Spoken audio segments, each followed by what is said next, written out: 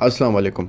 आज हम बात करने वाले हैं एक ऐसे आर्टिफिशियल इंटेलिजेंस समिट की जो हेडलाइंस में आ गया है और एक शर्मनाक कंट्रोवर्सी बन गया है। So Orion has been developed by the Center of Excellences. बहुत इम्पोर्टेंट बात है कि उस रोबो डॉग पे उसकी ब्रांडिंग ऊपर ही है, हमने वो ब्रांडिंग चेंज नहीं की, तो हम कैसे क्लेम कर सकते हैं कि ये हमने मैन्युफैक्चर किया है। इंडिया की एक यूनिवर्सिटी ग्रेगोरियस यूनिवर्सिटी ने दिल्ली में AI आर्टिफिशियल इंटेलिजेंस समिट में एक रोबोट प्रेजेंट किया, लेकिन शॉकिंग बात यह है कि ये robot actually Chinese company unitary robotics का GO2 मॉडल था। यूनिवर्सिटी ने इसे ऐसे पेश किया जैसे ये उनकी अपनी मेहनत हो, लेकिन ये तो सिर्फ एक ऑर्डर्ड ऑनलाइन बॉक्स पैकिंग खोलने जैसा था। रिपोर्ट्स के मुताबिक इंडियन यूनिवर्सिटी ग्रेगोरियस ने इस रोबोट को अपनी इनोवेशन के नाम पर शोकेस किया।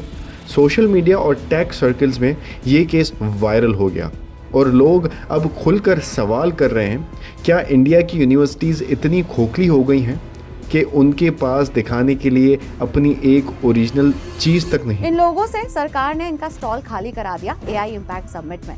ऐसा क्या किया इन लोगों ने जिसकी वजह से इन्हें बीच इवेंट में ही जाना पड़ गया? उन्होंने अपने स्टॉल में चाइना का एक रोबोडॉग लगा दिया।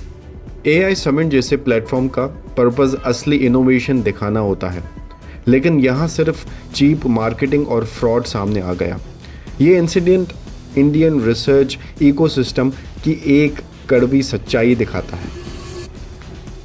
आजकल के इंडियन स्टूडेंट्स और रिसर्चर्स को डीप टेक या हार्ड वर्क में कोई इंटरेस्ट नहीं है।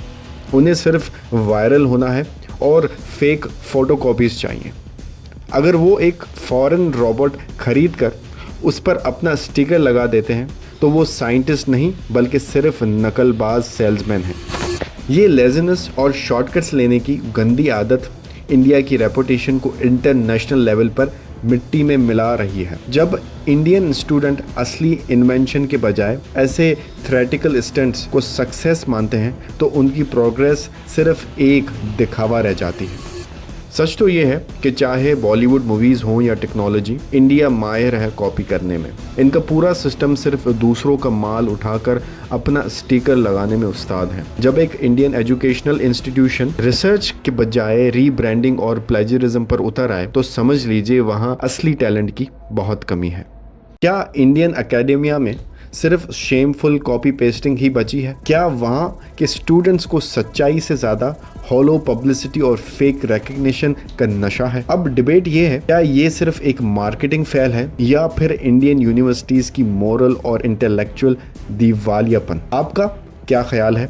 क्या इंडिया कभी कॉपी करने के अलावा कुछ ओरिजिनल कर पाएगा? कमेंट्स में अपनी राय ज़रूर दीजिएगा और ऐसी वीडियोस के लिए ये चैनल ज़रूर सब्सक्राइब कीजिएगा। तब तक के लिए मुझे इजाज़त दें। अल्लाह हाफ़िज़।